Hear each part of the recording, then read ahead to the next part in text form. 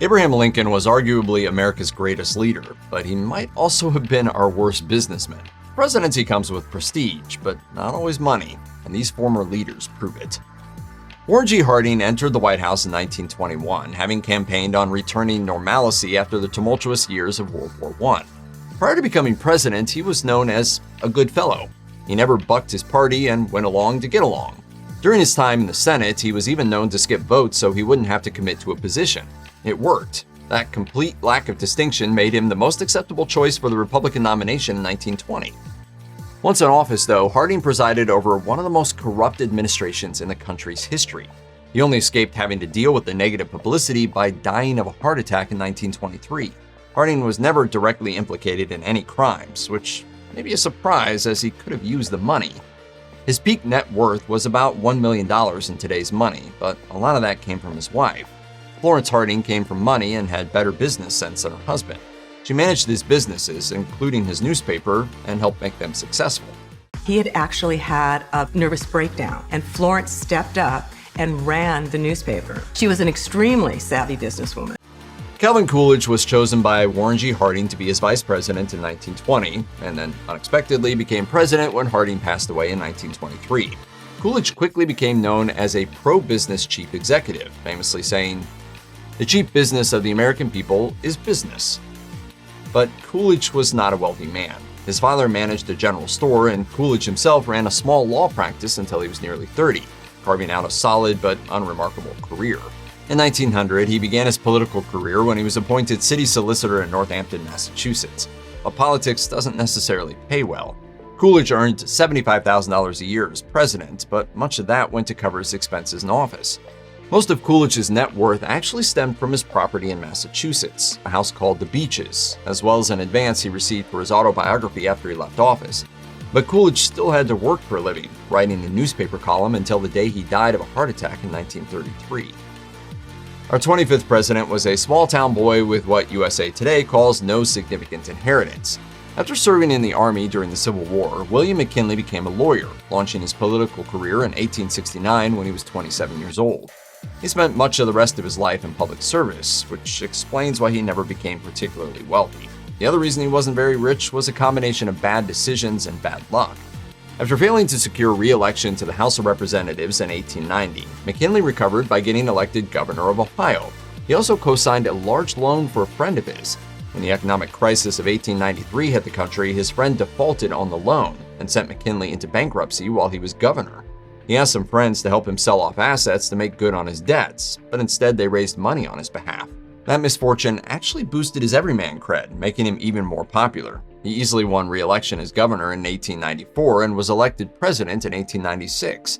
He was debt-free and comfortable again by the time he won re-election in 1900, only to be assassinated in 1901, a few months into his second term.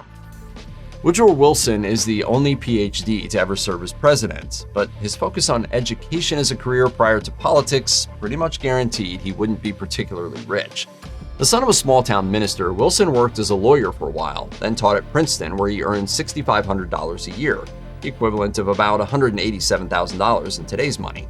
A nice annual salary, but it didn't make him rich. Wilson soon became president of Princeton University and used the position as a springboard to political power. When the Democratic Party wanted someone to run for New Jersey governor with a reputation for honesty that they could easily control, they figured Wilson was perfect. But he wasn't so easy to control. He won the job easily, proving to be so dynamic and independent that his momentum carried him into the White House in 1912. There he earned $75,000 a year. Wilson left office in 1921 just as the Roaring '20s were taking off, but he wasn't able to capitalize on the booming economy. After having a stroke while still in office, he passed away in 1924 at the age of 67. Abraham Lincoln famously grew up dirt poor. Born in a log cabin and self-educated as a lawyer, he wasn't a great businessman. In 1832, he and a business partner bought a general store in New Salem, Illinois, and stocked it on a line of credit. That same year, he wrote, "I was born and have ever remained in the most humble walks of life. I have no wealthy or popular relations to recommend me." The business failed. James M. McPherson wrote in his book Abraham Lincoln that Lincoln's partner drank up all the profits. Although Lincoln sold his share of the business when his partner died, Lincoln was sued for his half of the debt. He lost everything, even his horse. The disaster left Lincoln in deep debt for the next decade. He was able to stave off total poverty by working as a lawyer, but wasn't able to pay it off in full until he was elected to the U.S. House of Representatives in 1847. Lincoln apparently learned from this, however, and became frugal with his salary. According to the University of Michigan, when he died in 1865, his estate was worth roughly $90,000, which is around $1.8 million in today's money. Andrew Johnson was a rough guy from a poor background who only became president when Abraham Lincoln was assassinated. Johnson was born to illiterate parents in North Carolina. Living in a tiny house, he didn't learn to read himself until he was in his late teens. His father died when he was 3, and his mother had to work to support the family. When he was 14, his mother and her new husband set him up with an apprenticeship to be a tailor, but Johnson ran away from home after a few years. When he returned, the family moved and he opened his own tailor shop. What saved Johnson from a life of poverty was his wife. Eliza Johnson encouraged Andrew to continue his education, helped him run his tailoring business, and supported his move into politics. Suddenly, Johnson's humble beginnings and harsh personality became assets. He was a passionate debater and supporter of the common man over the rich. He rose steadily through the political ranks, first an alderman, then mayor of Greenville, Tennessee, and later as governor of that state. According to Britannica, by the time Johnson was elected to the U.S. Senate in 1856, he could be described as having achieved a measure of prosperity, which is kind of another way of saying not rich. James Buchanan has shouldered a lot of blame for the outbreak of the Civil War, as preventing such a conflict was his main priority upon election. He failed.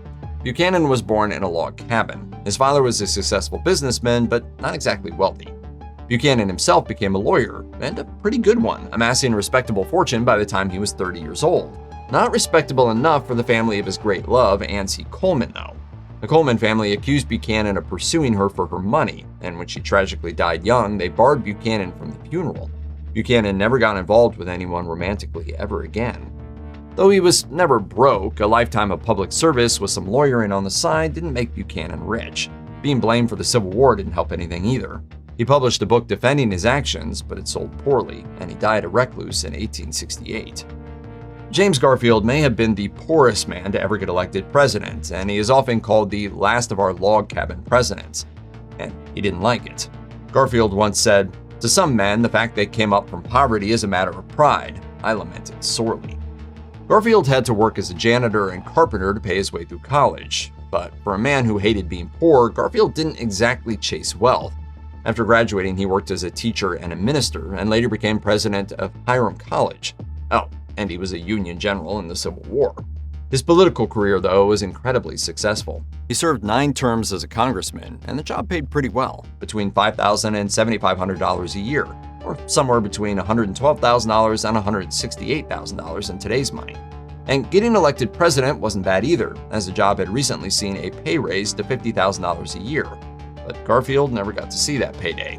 He was assassinated just a few months after taking office. Chester Arthur became president after James Garfield was assassinated. While Arthur never became fabulously wealthy, he made a comfortable living, first as a lawyer and then as a rising star in the Republican Party of New York. By 1870, Arthur was earning about $10,000 a year as chief counsel to the New York City Tax Commission, which would be about $212,000 today. Arthur knew how to live well beyond his means, though. After becoming president, he wasn't shy about the finer things, receiving $30,000 from Congress to hire Louis Comfort Tiffany to decorate the White House for him. Arthur never got rich, though. He was diagnosed with Bright's disease in 1882, which he kept a secret. His illness prevented him from doing much after leaving office, and he passed away in 1886, a modestly well-off man, but hardly wealthy. William Henry Harrison, the 9th president, has the distinction of serving the least amount of time in the job. A military hero, Harrison was elected to the presidency when he was 68 years old and made the dubious decision to go without a hat or coat at his inauguration, which was frigidly cold. He died of pneumonia just a month into his term in 1841. According to USA Today, Harrison's peak net worth was in excess of $6 million, but he died virtually penniless. The youngest of 7 children, Harrison inherited about 3,000 acres of good farmland from his father. But when he was appointed ambassador to Colombia in 1829, he was forced to manage the farm from a distance. Bad weather ruined him, and he had to sell everything to his brother. His sons also racked up considerable debts, which he attempted to pay and which put him further into the hole himself. The result was a man who was still heavily in debt by the time he became president. Congress even had to create a special pension for his wife to ensure she didn't starve to death, granting her $25,000 and free postage for life. The 18th president was a military genius, but pretty hopeless at business. According to PBS, Ulysses S. Grant struggled financially his whole life. Ron Chernow wrote in his book Grant that Grant washed out of the Army a decade before the Civil War due to his drinking. He often had to beg his hated father-in-law for loans and jobs to get by.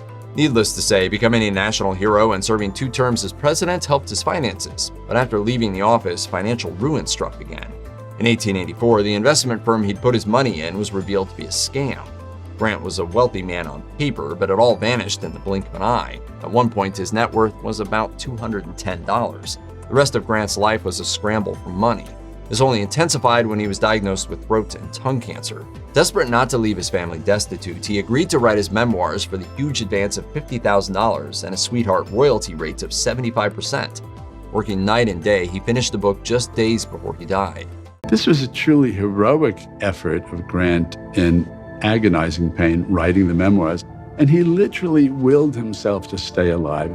It was his final heroic act. The book was a runaway bestseller. Following his death, his widow Julia received $450,000 in royalties, the equivalent of nearly $15 million in today's money. Finally, the curious case of Harry S. Truman is an intriguing footnote to any conversation about presidential wealth.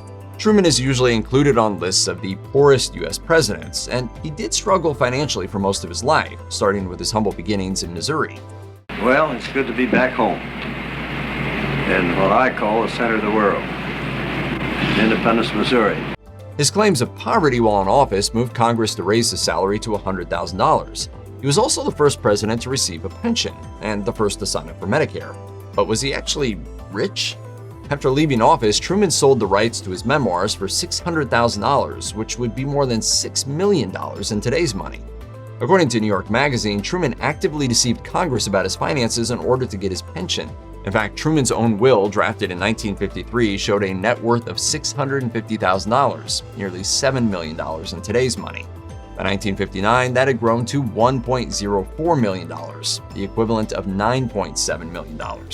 So, did a president famed for his straight-shooting honesty actually con the United States out of significant money? Pardon the pun, but that would be rich indeed.